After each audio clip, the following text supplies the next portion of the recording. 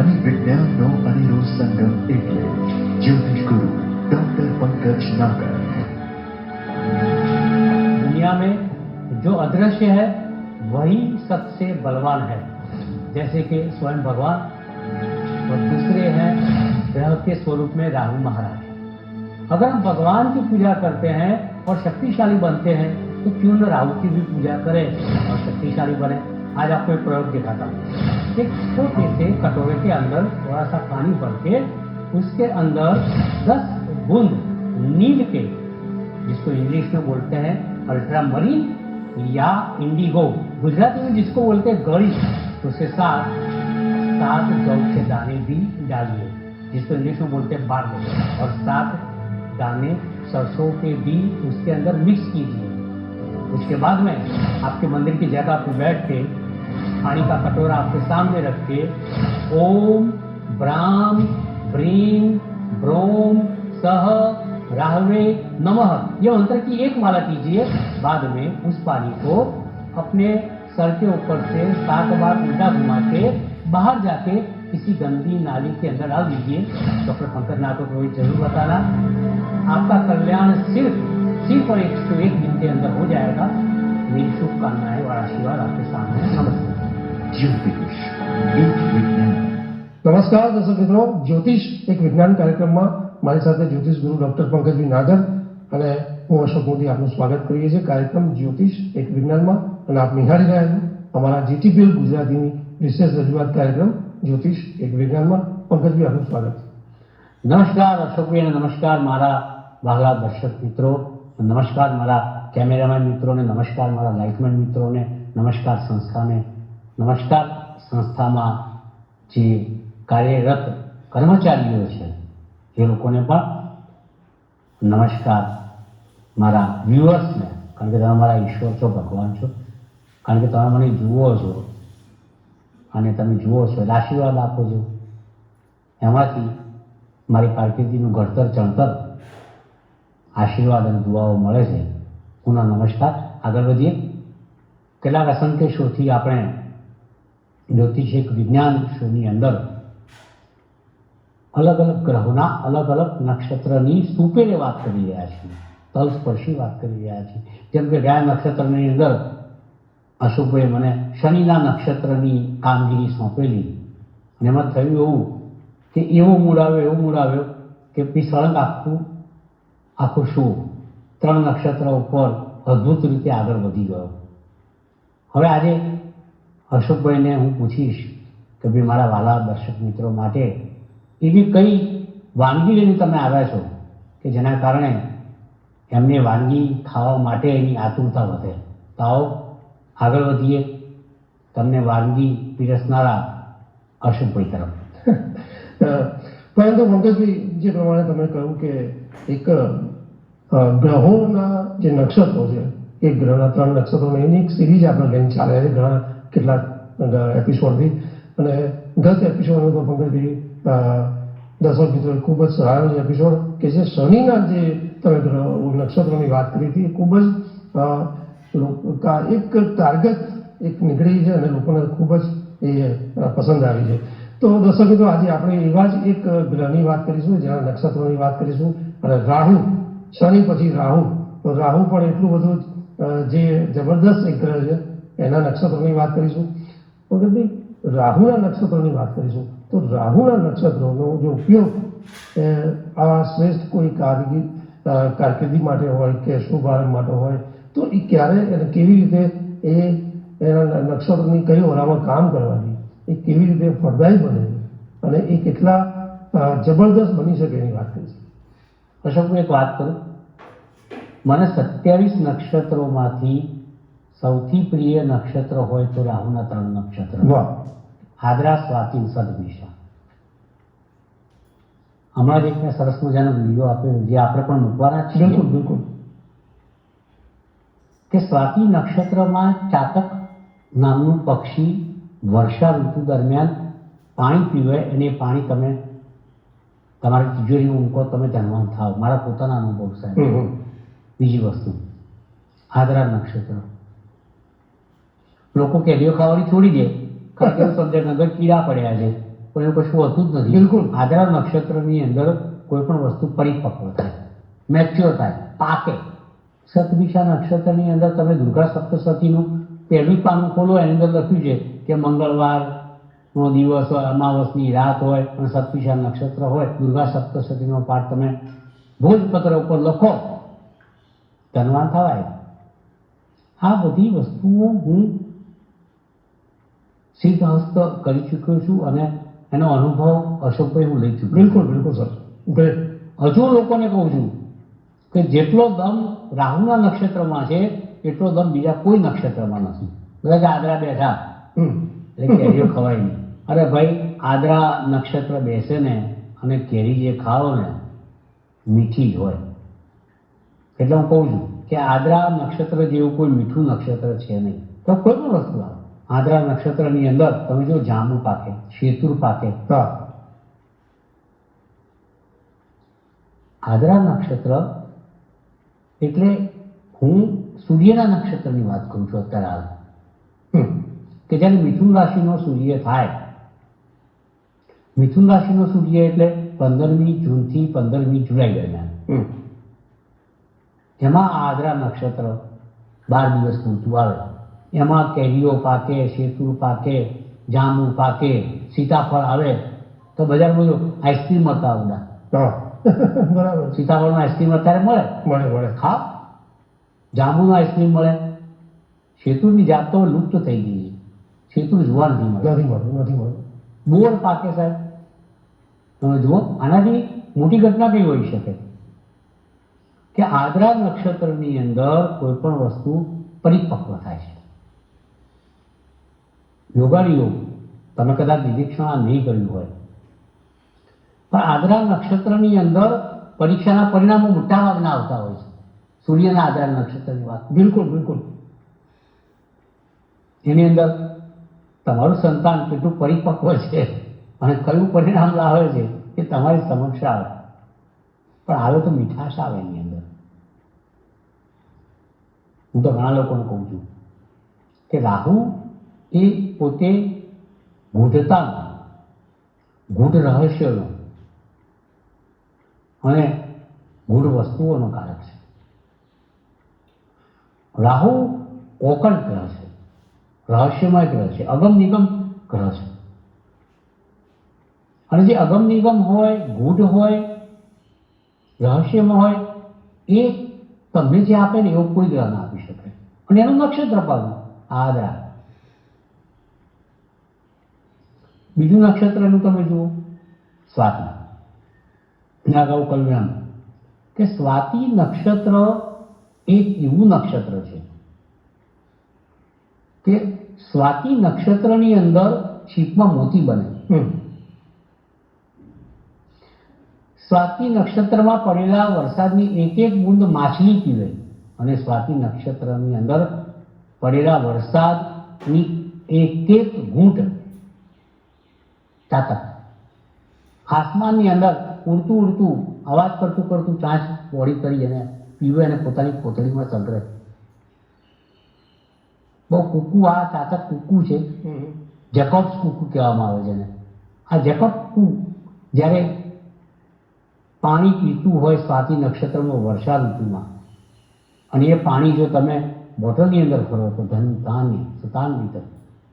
અને ધાન્યની કોઈ કમી તમારી જિંદગીમાં ઊભી ના થાય.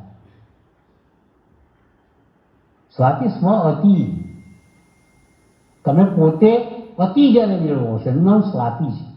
સ્વાતિ નક્ષત્ર એટલે એનું મહત્વ કેટલું હશો ભાઈ.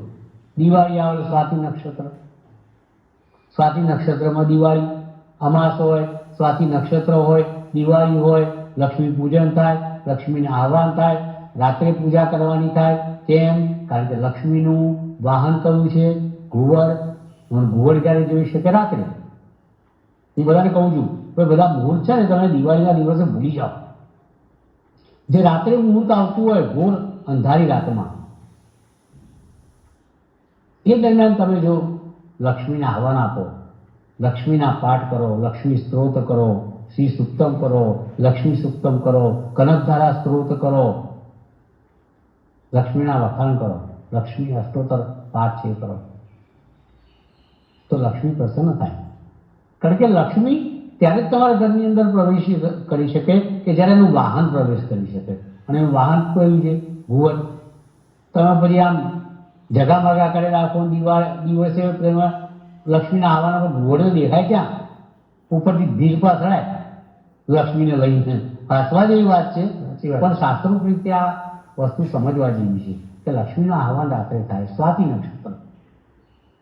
સ્વાતિ નક્ષત્રની અંદર હું હંમેશા એક પ્રયોગ બતાવતો હોઉં છું કે સ્વાતિ નક્ષત્રમાં જ્યારે સ્વાતિ નક્ષત્ર બેસે દિવાળીના સમયમાં, પંચાંગ, કેલેન્ડર, અખબાર, ગૂગલ એમાં જોઈ લેવાનું.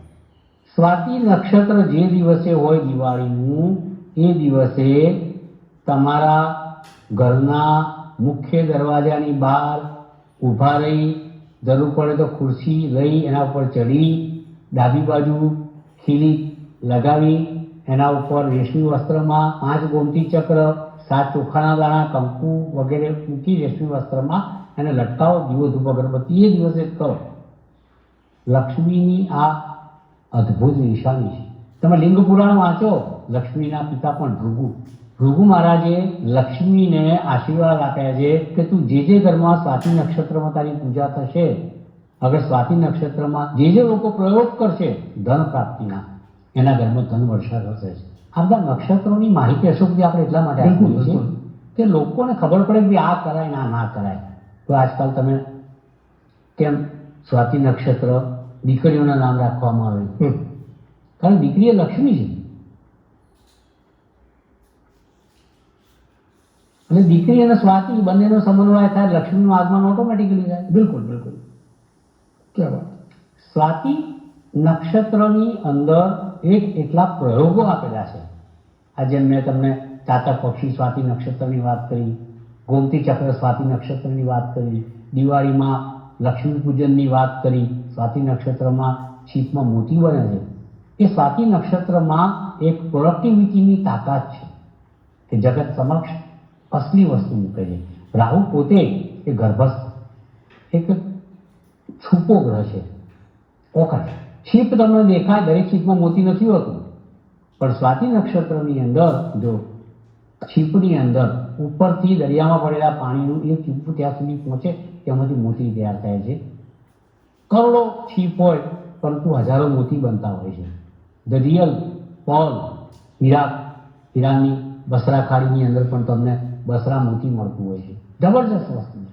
સ્વાતિ નક્ષત્રમાં એવી તાકાત છે કે આજે મેં મોતીની વાત કરી, ચાતક પક્ષીની વાત કરી, લક્ષ્મી પૂજનની વાત કરી, ગોમતી ચક્રની વાત કરી. એટલે આ સ્વાતિ નક્ષત્રની એક રહસ્યમય ઘટનાઓ જે છે, તમે લક્ષ્મી પુરાણ વાંચો, વિષ્ણુ પુરાણ વાંચો, એમાં સ્પષ્ટપણે લખવામાં આવ્યું છે કે સ્વાતિ નક્ષત્રની અંદર જો લક્ષ્મીના આહવાન આપવામાં આવશે, આમંત્રણ આપવામાં આવશે, તો એ રૂમઝૂમ કરતી લક્ષ્મી તમારા ઘરની અંદર એવી રીતના પ્રવેશશે કે પરમેનન્ટ ત્યાં સ્થાયી થઈ જશે, રહેવા ટેવાઈ જશે. આપણે બીજા નક્ષત્રની વાત કરીએ, સતપિશા નક્ષત્ર, વાત કરી દુર્ગા સપ્તસતીની વાત કરી કે ભાઈ ભાગ્ય યોગ 4 વર્ષે એક વખત યોગ આવે છે ભૈયા. સતપિશા નક્ષત્રનો યોગ મંગળવારે હોય, સતપિશા નક્ષત્ર હોય અને મંગળવાર હોય અને અમાવસ હોય, અને રાત્રે જો એ સતપિશા નક્ષત્ર અમલમાં રહેવાનું હોય અમાસ અને મંગળવાર દિવસે, તો મધ્યરાત્રિએ તમે દુર્ગા સપ્તસતીનો પાઠ અષ્ટગંધની શાહી વડે ભોજપત્ર પર લખો તો ભગવાન વિષ્ણુ અને લક્ષ્મીના આશીર્વાદ તમારા પર ઉતરે, ધન વર્ષા થાય ને થાય. હું તમને બીજી વાત કરું કે સામાન્ય રીતે લોટરી હવે ચલણ છે કે નહીં મને ખબર નહીં, લોટરી બધી ચાલે છે ગુજરાતમાં તો બેન છે. હા, ક્યાંક ચાલતી છે આ લોટરી. એકાદ 2 જણ, 10 જણને, 15 જણને, 500 જણને લાગે, કોઈને 500 રૂપિયા, કોઈને 5 કરોડ લાગતા હશે, મને ખબર નથી. કેસિનોમાં રમવાવાળા હોય, લોટરી લેનારા હોય, ગુપ્ત ધનને પ્રાપ્ત કરનારા હોય, એ જો સતપિશા નક્ષત્રની અંદર શરૂઆત કરે તો આ કેસિનો હોય, જુગાર હોય, ત્યાં ડકાયેલું ધન હોય, ચોક્કસપણે એમને કંઈક લાભ થાય. તમને ઘણી બધી એવું થતું હશે કે યાર આવું ખરેખર થાય, પરંતુ લોકો અશોકભાઈ શો જોઈને ભૂલી જતા હોય છે. બિલકુલ બિલકુલ સાચી વાત છે. અરે ભાઈ, શતભિષા નક્ષત્ર શોધવું હોય તો અખબાર છે, પંચાંગ છે, ગૂગલ છે, જ્યોતિષી છે, જ્યોતિષ મિત્રો છે, બધા એમને કોઈને પૂછો તમને ખબર પડી જાય ક્યારે આવે છે. સ્વાતિ નક્ષત્રની અંદર એની ખાસિયત, શતભિષા નક્ષત્રની ખાસિયત અને આદ્રા નક્ષત્રની ખાસિયત એ છે કે એનો માલિક રાહુ છે, અને રાહુની ખાસિયત એ છે કે તમને જે આપવું છાપર પાડીને આપે. હું તો વધારે એમ કહીશ કે છપ્પર ફાડકે નહીં, આસમાન ફાડકે. બીજા બધા નક્ષત્રની અંદર શું ફાટે મને ખબર નથી, પણ અહીંયા તો આસમાન અને છપ્પર ફાટે છે એ વાત નક્કી છે. બિલકુલ. અને એ બી ધન વર્ષા સાથે. કરો કાર્યો બધા. હું તમને કહું છું કે તમે સાચા અર્થમાં કેરી ખાવી હોય તો આદ્રા નક્ષત્રનો પહેલો દિવસ આવે ને, સૂર્યનું આદ્રા નક્ષત્ર, ત્યારે ખરીદી પેટી મૂકી દો કાચી. 5-6-7 દિવસની અંદર એવી કેરીઓ પાકી જશે અને એવી મીઠી મધ થઈ જશે કે એની આગળ ખાણીનું તો કોઈ મહત્વ જ નથી. એ મીઠાશ કુદરતી મીઠાશ છે, જે આદ્રા નક્ષત્રના આશીર્વાદ છે, જે રાહુના આશીર્વાદ છે. એ નક્ષત્રમાં પાકેલી કેરીઓ ખાવાથી તમારા શરીરના તમામ રોગ દૂર થાય છે, કારણ કે રાહુ એ પોતે અગમ નિગમ રોગનો કારક છે. તમને કેન્સર ના થાય. સ્વાતિ નક્ષત્ર છે, સ્વાતિ નક્ષત્રની અંદર તમે બસરા મોતી ખરીદો, એને ધારણ કરો. સ્વાતિ નક્ષત્રની અંદર તમે ગ્રીનિચોડાઇટિસ ખરીદો, ધારણ કરો. સ્વાતિ નક્ષત્ર મૂળભૂત રીતે પાછું તુલા રાશિનું નક્ષત્ર છે, અને તુલા રાશિ જેવી એક પણ રાશિ આ જગત ઉપર નથી. હું ઘણી વખત કહું છું. કેમ? કારણ કે મારી પાસે શુક્ર છે. એવો સુભગ સમન્વય કે જે રાશિમાં સ્વાતિ નક્ષત્ર આવે છે એ રાશિનો માલિક શુક્ર છે, અને જે નક્ષત્ર સ્વાતિ છે એનો માલિક રાહુ છે. રાહુ અને શુક્ર બંને એકબીજાના પરમ મિત્રો છે. બંને દે આર ડેમોનાઇઝ પ્લેનેટ્સ. રાક્ષસી પ્રકૃતિના ગ્રહ છે, પણ એક વાત નક્કી છે કે યાર તુલા રાશિનો જાતક પણ સ્વાતિ નક્ષત્રનો હોય તો મને નથી લાગતું કે એને કોઈ દિવસ પૈસાની તકલીફ પડી હોય, ધનની તકલીફ પડી હોય. ઘણા બધા લોકો કહેતા હોય છે કે ડૉક્ટર પંકજ નાગે યાર તમે આમ બોલો છો, પણ સ્વાતિ નક્ષત્ર તો અમારા બાબાને છે, પગે લાભ તો થયો નહીં. લોકો બાબાની ઉંમર શું એટલે કે હજી 6 મહિનાનો જ છે. 6 મહિનાનો યાર તમે ક્યાંથી ધન વર્ષા થઈ જાય એકદમ. 6 મહિનાનો હોય. ઘણા લોકો કહેતા છે કે પંકજભાઈ તમે યાર કહો છો સ્વાતિ નક્ષત્રમાં ધન વર્ષા થાય ને આમ તેમ, અમારા બાબાને તો કંઈ પૈસો નહીં મળતો. એટલે હું કહું તો આ બાબો કેટલી ઉંમરનો? એટલે કે 6 મહિનાનો. એટલે ભાઈ થોડુંક રાહ તો જુઓ યાર. 6 મહિનાનો બાબો હશે ને તો સ્વાતિ નક્ષત્રમાં જન્મ્યો હશે ને તો કેટલા લોકો કવર આપી ગયા હશે, જે પ્રસંગો કર્યા હશે એમાં, કે આ પેલું હોળી વખતે કે નથી પેલું શું ભાડા પહેરાવે ને ખજૂર પછી હા કરતા હોય. ઇવન આ 6 મહિનાથી 12 મહિનાથી 2 વર્ષ સુધીમાં નાના બાળક સાથે ઘણા પ્રસંગો બનતા. એ સ્વાતિ નક્ષત્રનું બાળક મોટું થાય એટલે પછી ધનના ઢગલા કરે. 100% હું તમને કહું છું આ લોકોને ધનની તકલીફ નથી જ પડતી. એ શતભિષા નક્ષત્ર, આ જાતકોને પણ ધનની તકલીફ નથી પડતી. એનો માલિક શનિ, કોનો? કુંભ રાશિનો. અને કુંભ રાશિમાં આવ્યું કયું નક્ષત્ર? શતભિષા. શતભિષા નક્ષત્રનો માલિક રાહુ, પણ એ નક્ષત્ર બિલોંગ કરે છે શનિની રાશિને, કુંભને.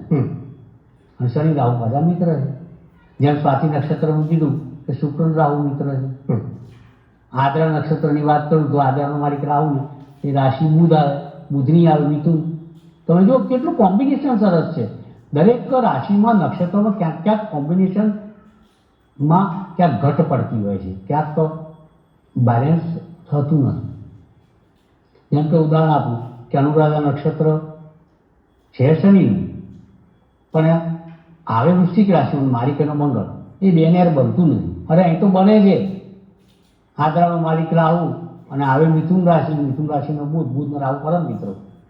સ્વાતિ નક્ષત્રમાં માલિક રાહુ, રાશિ આવે તુલા, શુક્ર એનો માલિક, શુક્ર રાહુ બિલકુલ પરમ મિત્રો. શતભિષામાં પણ એવું માલિક રાહુ, રાશિ કુંભ, માલિક શનિ, બંને પરમ મિત્રો. એટલે જે રાશિના સ્વામી હોય એનો પણ સપોર્ટ આ નક્ષત્ર સ્વામીને અને નક્ષત્રને મળે છે. એટલે હું કહું છું કે અશોકભાઈ અને દર્શક મિત્રો, જો મને 27 નક્ષત્રોમાં સૌથી વધારે વાલા નક્ષત્રો હોય, રાહુ. ગમતા હોય, તો એ રાહુના નક્ષત્રો છે.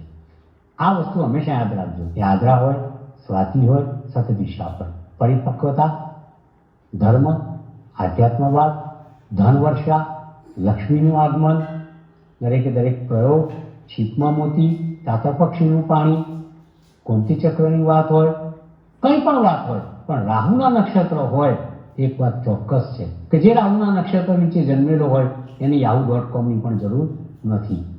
This is fact of the નક્ષત્ર કોન્સ્ટેલેશન સ્ટોરી જેને કહેવામાં આવે છે. નક્ષત્રની આ વાર્તા એ સરસ મજાની વાર્તા અને રાહુ મહારાજના નક્ષત્રોની વાત તમારી સમક્ષ મૂકી. હવે વાતથી વાર્તા તરફ બરોબર છે, રાશોપોઈ તરફ આગળ વધીએ. પંકજભાઈ, અતિ સુંદર અને ખૂબ જ મજાના તમે રાહુના નક્ષત્રોની વાત કરી અને જે આપણા સૌથી પ્રિય છે કે સ્વાતિ, આદ્રા, નક્ષત્ર દિશા, પંકજભાઈ એના જે ઉપયોગ, એના જે જબરદસ્ત એ ફાયદા છે, કેવી રીતે બને છે એની વિગતવાર ચર્ચા કરી છે. તો દર્શક મિત્રો એ પ્રમાણે ચોક્કસપણે આપે એ નક્ષત્રનો એ સમયે જે વાત કરી એ પ્રમાણે ઉપયોગ કરશો તો એ જબરદસ્ત કારગતની છે અને એ આપણને જબરદસ્ત ધન વર્ષા કરશે, એમાં કોઈ શક નથી. પંકજભાઈ, કાર્યક્રમ સમાપનના આવ્યા છે, પરંતુ દર્શક મિત્રોની પણ આતુરતા એટલી છે કે આ વાતો રાહુની ચાલુ જ છે, પણ દર્શક મિત્રો અહીં સમયની મર્યાદા હોય છે એટલે ચોક્કસપણે કાર્યક્રમ સમાપન કરીશું. પણ હજી પણ આપણે કેતુના નક્ષત્રોની વાત કરીશું. એક અભિજીત નક્ષત્ર છે એની પણ આપણે ખૂબ વાત કરીશું, 28મું, એની પણ દર્શક મિત્રોની ખૂબ જ આતુરતા છે. તો નેક્સ્ટ એપિસોડમાં દર્શક મિત્રો ફરીથી મળીશું. ત્યાં સુધી રજા આપશો. નમસ્કાર. જ્યોતિષ એક વિજ્ઞાન. સીપ ઓફ ટીપ એટલે ટીપની એક ઘૂંટ, આજની ટીપ. દર્શક મિત્રો, ઘરમાં શ્રીમંતનો પ્રસંગ આવે, બહુ સરસ મજાનો આનંદદાયક પ્રસંગ છે. અહીં એક મારી ટીપ છે કે શ્રીમંત જ્યારે કરો ત્યારે પુરુષવારે કરજો, રવિવાર, મંગળવાર અને ગુરુવાર. જો શ્રીમંતનો પ્રસંગ તમે બુધવાર કે શનિવારે લેશો તો આ બંને ગ્રહો નપુંસક ગ્રહો છે. બાળકને ક્યાંક જન્મ પછી માનસિક પ્રોબ્લેમ થઈ શકે છે. માનસિક નપુંસકતા, મેન્ટલ રિટાર્ડેશન, મોંગોલ ચાઇલ્ડ હોવું, ઓટિઝમનો રોગ થવો, એ પ્રકારના રોગ થઈ શકે છે. હા, સ્ત્રીવારનો અવશ્ય ઉપયોગ કરી શકાય, જેમાં સોમવાર છે, શુક્રવાર છે, એનો ઉપયોગ ચોક્કસ કરજો. કારણ કે પુરુષવાર એટલા માટે પસંદ કરતા હોય છે કે પુરુષ સંતાન આવે. પરંતુ હું હિમાયતી છું સોમવાર અને શુક્રવારનો, કારણ કે મને વધુ વાલી છે દીકરીઓ. નમસ્કાર. આજની ટીપ પૂર્ણ થાય છે. જ્યોતિષ એક વિજ્ઞાન. આપ જોઈ રહ્યા છો GTPR ગુજરાત. પાછા મળીશું ટૂંક સમય.